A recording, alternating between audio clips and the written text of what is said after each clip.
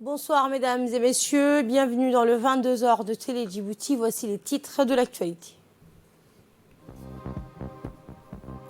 C'est tenu hier soir au siège de l'UNFD une soirée commémorant le 45e anniversaire de l'UNFD en présence de la Première Dame. Et les forces ukrainiennes cèdent le verrou stratégique de Severodonetsk.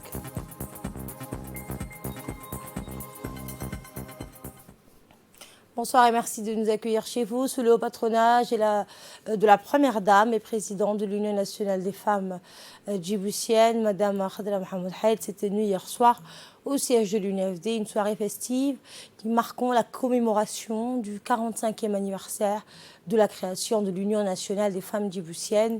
Cette cérémonie est une occasion pour faire le point sur les réalisations de la femme djiboutienne qui a lutté pour l'indépendance du pays en 1977, mais aussi le rôle que joue l'Union nationale des femmes djiboutiennes, incarnée par la Première Dame et présidente de l'institution, Madame Khadra Mohamed Haït, qui est la première militante pour la cause de la femme djiboutienne. La Première Dame a été accueillie par la ministre de la Femme et la secrétaire générale donc, de l'UNFD et la vice-présidente de l'UNFD ainsi qu'un public venu en masse pour donc assister à cette cérémonie.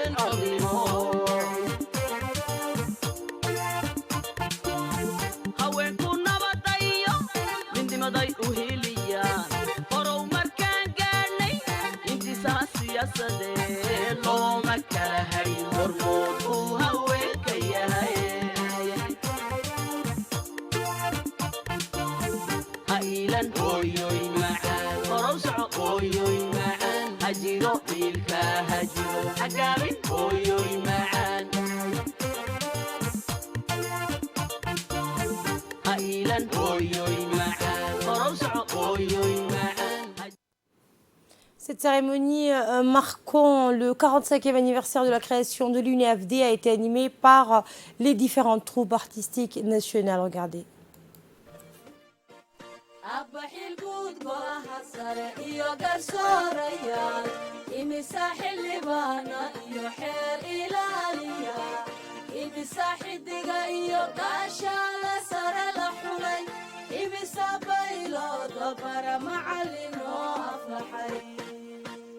marwada tala awran arrinkiyo malaha ragale horsadka aan ku dayano qadra hooyo waa adiga ilmaha ilmihiisa taariikhda iyo annagu qadray kuma ilowno ifka hooyo noloshayada qadray kuma ilowno hooyo ifka noloshayada hooyo ifka noloshayada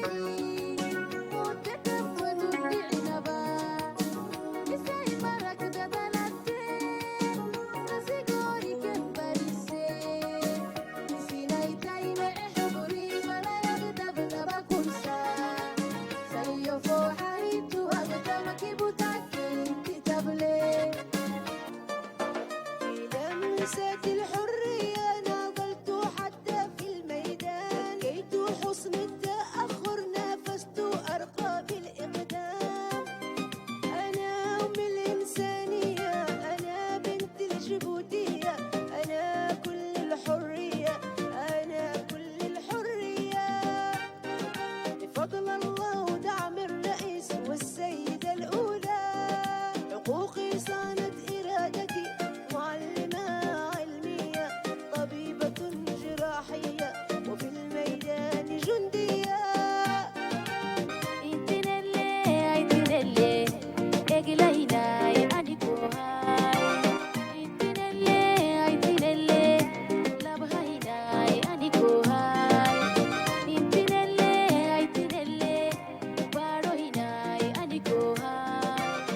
ويد وهود التحاد أرحد أمتي وبلشادة إلا هلقنكي حرنمو أقلوكي دولة نمو أستقر بيهاي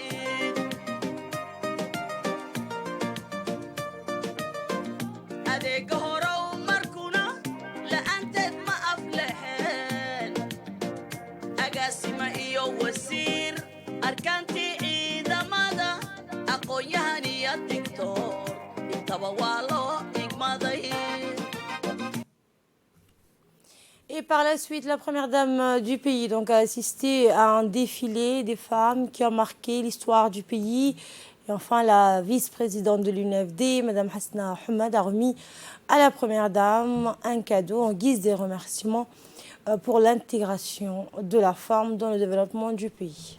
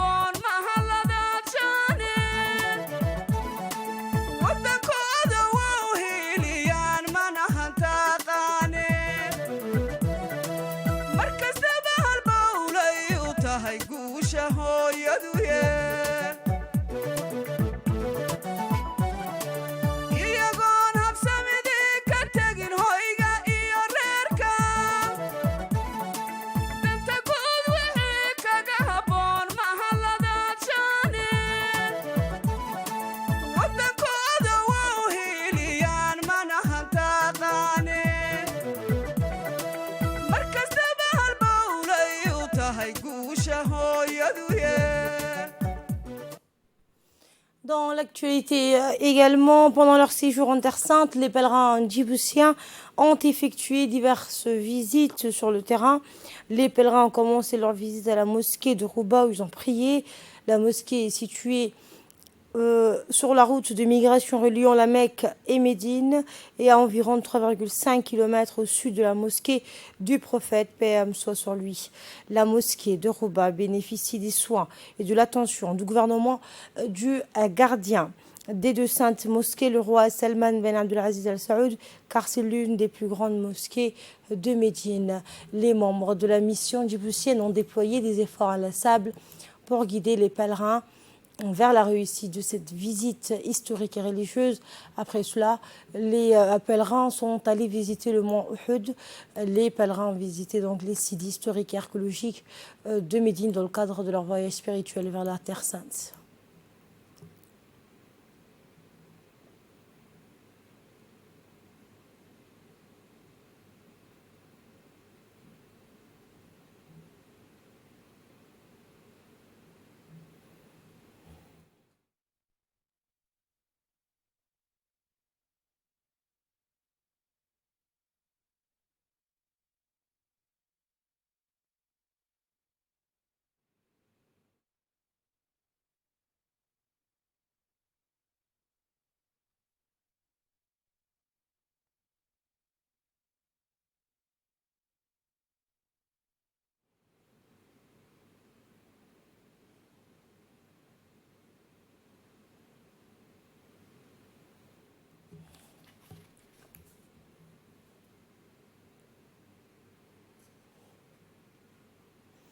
Dans l'actualité également, le chef d'état-major général des armées, le général de corps d'armée Zakiri Cheikh Ibrahim, a décoré de la médaille d'officier de l'ordre national du 27 juin ce matin à l'hôtel des officiers Hassan Bassouma, 2 officiers supérieurs de l'armée marocaine détachés aux forces armées djiboutiennes pour le compte de l'académie militaire interarmée d'Arta Lamia en qualité d'instructeur.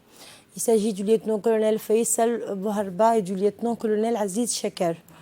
À son arrivée à l'hôtel des officiers, le général Zakiri Cheikh Ibrahim a été accueilli par le général Tahir Ali Mohamed, chef d'état-major de la défense. Puis ensemble, ils ont effectué la revue des troupes. En amont de la cérémonie de décoration, le général, en présence du général Tahir Ali Mohamed, s'est entretenu avec le chargé d'affaires de l'ambassade du Royaume du Maroc à Djibouti. C'était le moment de discuter des relations de coopération militaire entre les deux pays. L'attaché d'affaires marocain, Moubarak Hadawi, a souligné qu'en raison des excellentes relations militaires, il apparaît que la République de Djibouti et le Royaume du Maroc sont considérés comme pays limitrophes, malgré la position géographique éloignée. Ceci est dû de la politique avisée de 2 présidents et chefs suprêmes des armées. Puis va le moment de la décoration. Arrivés à Djibouti en 2017, ces officiers supérieurs marocains ayant entamé leur 5e année de séjour à Djibouti ont contribué significativement à l'essor de l'académie militaire interarmée d'Arta à travers leurs expériences.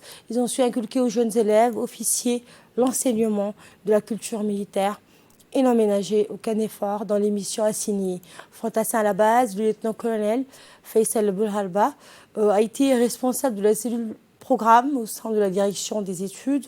Il est également responsable du programme d'instruction de l'AMIA. À ce titre, il a contribué grandement à la réforme du programme qui a duré 3 ans et qui a pris fin en 2022. Expert en pédagogie militaire, il a enseigné les cours de pédagogie et celui du droit des conflits armés aux élèves officiers. Officier des blindés, le lieutenant-colonel Aziz Shaker a été responsable de la cellule examen au sein de la direction des études. Il était en charge des résultats de tous les examens ainsi que le concours d'entrée à l'AMIA. Il a aussi enseigné le cours de topographie. Il y a lieu de souligner que ces 2 officiers, de par leur riche expérience d'instructeurs, ont été des formateurs de formateurs. Ces 2 officiers, dotés de très bonnes qualités humaines, se sont investis énormément au développement de l'AMIA en particulier et des forces armées djiboutiennes en général. Et cette distinction hautement méritée symbolise les efforts consentis. Le colonel Ouass Omar Bokhare, commandant de la garde-côte, a accueilli jeudi le contre-amiral Fabrizio Bondi, commandant de la force navale européenne Atalante, en visite de travail à Djibouti. Cette force est une mission dans le cadre de la force navale européenne qui vise à lutter contre les menaces de piraterie et de terrorisme maritime dans le golfe d'Aden et l'océan Indien. Le colonel Ouass Omar Bokhare a saisi cette occasion pour présenter à la délégation les missions et les capacités opérationnelles de la garde-côte djiboutienne. À la fin de sa présentation, une discussion s'est établie entre les deux parties qui ont partagé leurs expériences particulières dans le domaine de la sécurité maritime et les moyens de renforcer la coopération et la collaboration entre les deux institutions. Le contre-amiral donc a reconnu le rôle important que la garde-côte djiboutienne dans la sécurité et la sûreté maritime de la région du golfe d'Aden et du détroit du Bab el-Mandab et a salué le développement fulgurant de cette institution depuis sa création. Et cette visite s'est clôturée par un échange de cadeaux. Le ministère de l'Éducation nationale, en étroite collaboration avec l'UNICEF, a organisé jeudi au centre de formation un atelier de validation de la stratégie nationale de l'eau, l'assainissement et l'hygiène dans les écoles de Djibouti.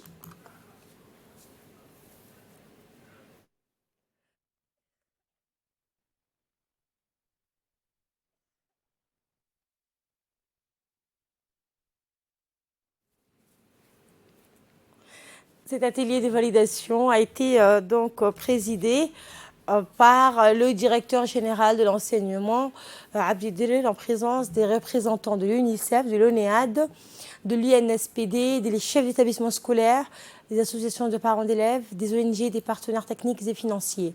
Les travaux de l'atelier ont été ponctués par des échanges entre les parties prenantes avant la validation de l'étude et la formulation des recommandations. La suite de ces recommandations, 5 axes stratégiques ont été présentés pour servir de fil conducteur pour cette stratégie nationale. Une stratégie qui s'inscrit en cohérence avec le schéma directeur de l'éducation que le ministère de l'Éducation nationale est en train de finaliser. Bien sûr, des données recueillies sur le terrain ont été analysées, discutées et des pistes de réflexion proposées pour élaborer une stratégie en eau, hygiène et assainissement dans les écoles. Le ministre de l'Éducation nationale a rénové les structures sanitaires des écoles. En plus, il a été recruté dans toutes les écoles des femmes de ménage supplémentaires chargées au nettoyage quotidien des toilettes. Les locaux de la CNSS a abrité jeudi une cérémonie de fin de formation sur les troubles du spectre de l'autisme, organisée conjointement par l'association Sunat Al-Haya et la CNSS. Cette formation, qui a duré 4 mois, a été assurée par visioconférence par la psychologue Claire Perrault, des enseignants, un pédiatre et une psychologue, ainsi que des parents d'enfants autistes ont pu bénéficier de l'expertise pour savoir comment les parents ou les enseignants doivent se comporter avec les enfants autistes. Écoutons à présent les propos de la secrétaire de l'association Sunnat Al-Hayat, Mme Semira Ahmed, et de M. Guélé Youssouf Hayat, chef du département des services de soins de la CNSS.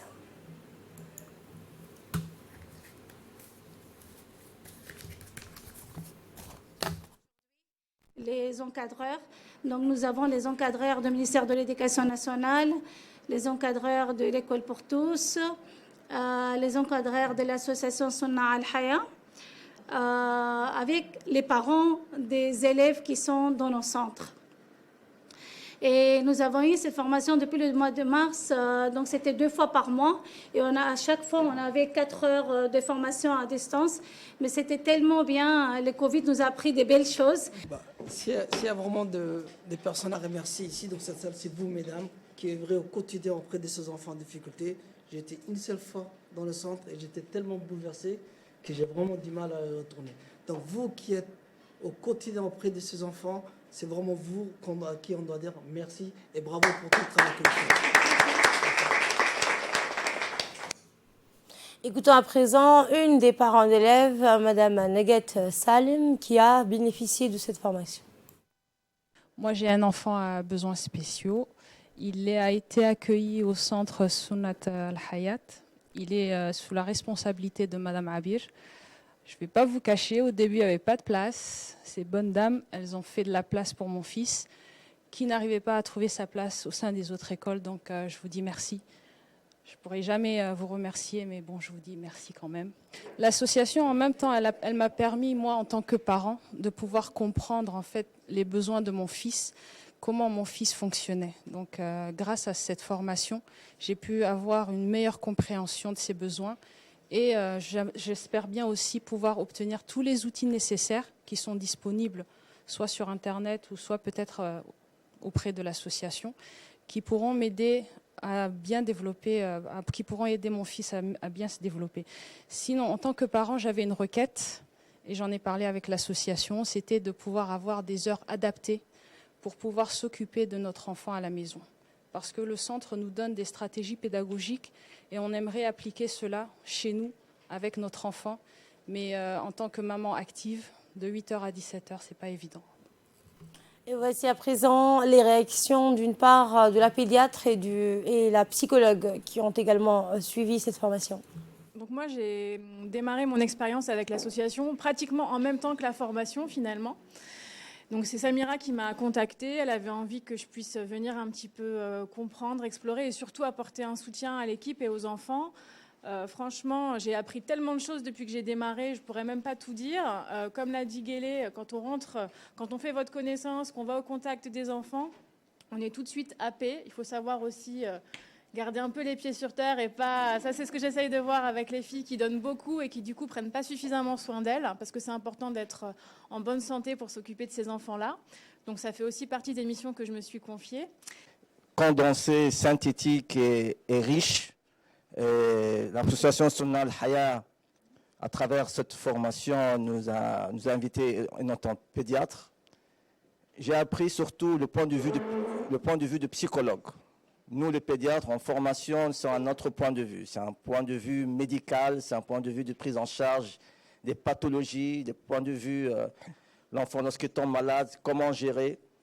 Mais avoir le point de vue d'un psychologue clinicien, ça nous enrichit à comprendre que l'autisme, c'est une prise en charge globale et que c'est une prise en charge multidisciplinaire, que ce n'est pas seulement le médecin qui prend en charge un autiste, c'est l'éducateur à la maison, le parent, l'éducateur à l'école, le parent à la maison, et sensibiliser la communauté djiboutienne, la population djiboutienne, que c'est un fait réel. Dans le cadre des préparatifs des festivités du 45e anniversaire de la fête de l'indépendance, la préfecture d'Ali Sebié a lancé une vaste opération de nettoyage et de peinture dans l'ensemble de la ville. L'objectif est d'agir en collaboration pour renforcer l'engagement civique des habitants d'Ali Sebié à travers ces actions de propreté.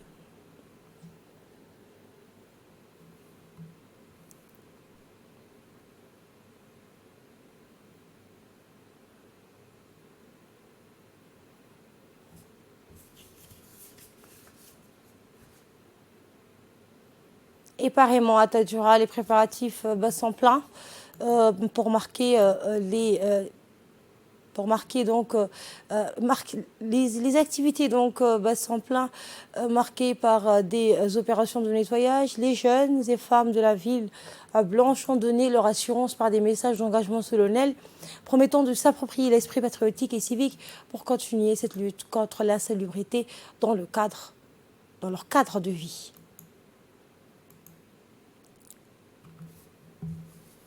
Et après la région de Tadjoura, il y a l'ICB l'INAP Pita Obok pour la formation des élus sur le concept de la décentralisation. Le conseil régional de Bok a clôturé mardi un atelier de formation de 3 jours portant sur le concept de décentralisation et déconcentration au profit des nouveaux élus et des administrateurs locaux. Financé par l'Union européenne et mis en œuvre par l'Expertise France et exécuté par l'INAP en collaboration avec le ministère délégué chargé de la décentralisation.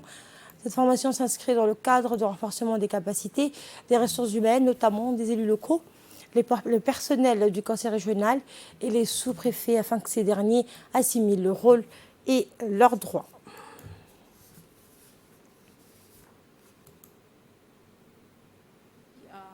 Le président et le préfet, le 30 juin, donc l'INAP va organiser une grande cérémonie, journée porte ouverte, dans laquelle elle veut faire en tout cas partager ce que l'INA fait comme service à tout le monde. Donc on est là à vos côtés. Donc voilà, et je voulais clore aussi que la formation a été bénéfique pour les élus qui étaient présents et était vraiment enrichissante. La Fédération djiboutienne de football en partenariat avec la mairie de Djibouti a lancé jeudi le tournoi Challenge interrégional édition 2022. Cette compétition qui a regroupé toutes les équipes championnes des 5 régions de l'intérieur et une équipe de Djibouti-Ville va se clôturer aujourd'hui. C'est clôturé donc en fin de journée. Les demi-finales se sont tenues ce matin et l'équipe de la préfecture de Bok a battu celle d'Arta par donc un score d'un but à 0. L'équipe nationale U17 a battu également l'équipe Ferad d'Ali-Sabié par le score sévère de 3 buts à 0. Ainsi, la finale qui aura opposé la préfecture de Bok contre celle de l'équipe U17. Donc, c'est donc avec un score de 2 buts à 1.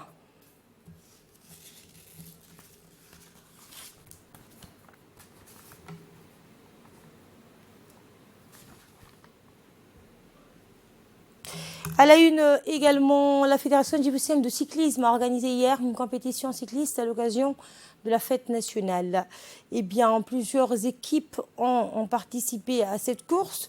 Parmi les cyclistes de la garde républicaine étaient donc rassemblés pour donc offrir au spectacle un public particulièrement nombreux devant la plage de la Siesta. Comme à son habitude, l'Union des cyclistes de la garde républicaine, partie en dernière position, s'est rapidement portée en tête du peloton pour se détacher rapidement sous l'impulsion de relais appuyés par la douane Hassan et le coach David Lofreda, présent dans l'équipe pour l'occasion. Comme capitaine route, c'est tous les coureurs derrière qui ont ensuite apporté leur pierre à l'édifice en effectuant leur part de travail devant. Sans concurrence, l'Union cycliste de la garde républicaine a finalement coupé son effort pour passer la ligne d'arrivée ensemble et souligner le travail d'équipe.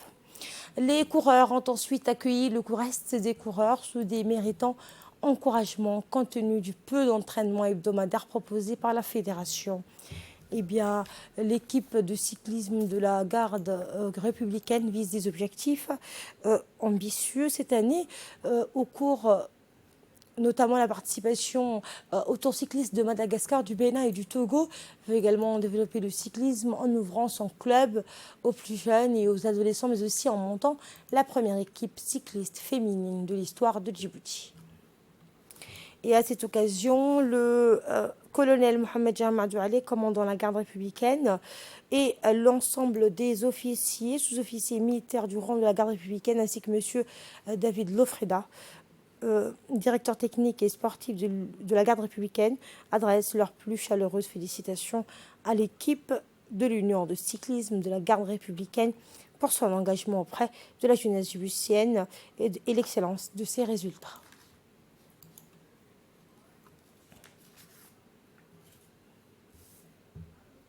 Écoutons le mot du directeur technique et sportif de la garde républicaine.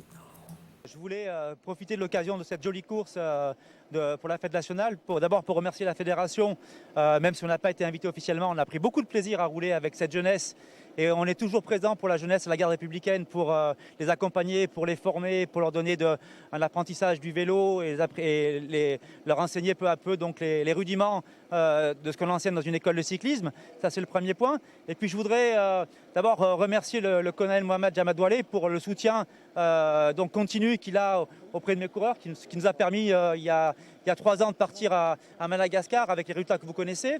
Et je voudrais en profiter aussi pour dire que le club de la garde républicaine n'est pas un club de militaires, que la garde républicaine c'est une institution qui est ouverte à tous, qui accueille tout le monde, tous les Djiboutiens, y compris donc les civils. Et donc nos portes sont ouvertes et on recrute des jeunes à la rentrée dès le mois de septembre. On va recruter dans la jeunesse djiboutienne à la fois des jeunes enfants, des très jeunes, des adolescents, également des filles. On voudrait former une équipe de filles. Et puis on a un programme qui est assez chargé. Comme d'habitude, on va relancer après la période de Covid.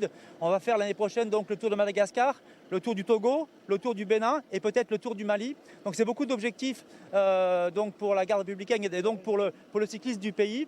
Et ben voilà, je voulais saisir ce moment d'abord pour féliciter mes coureurs qui n'ont pas eu de course pendant 2 ans avec le Covid et c'était assez difficile de se maintenir en forme. Ils ont le mérite d'être en forme et on remercie encore la fédération et on tend la main à la fédération. Je voudrais qu'on entende ça réellement. On est prêt à travailler avec la fédération, naturellement. On a besoin de la fédération comme la fédération a besoin de nous. Et j'en profite également pour souhaiter une bonne fête nationale à tous mes amis djiboutiens. Merci beaucoup. Bonne fête. Et les forces ukrainiennes cèdent le verrou stratégique du Severodonetsk. Au 121e jour de la guerre, les Ukrainiens ont ordonné à leurs forces de se retirer hier de la ville stratégique du Severodonetsk, concédant aux Russes après une résistance acharnée. Une avancée dans le Donbass au lendemain de la validation très symbolique par l'Union européenne de la candidature de Kiev. Et c'est tout pour cette édition de la rédaction. Merci à vous de l'avoir suivi. Le programme continue sur Télé Djibouti.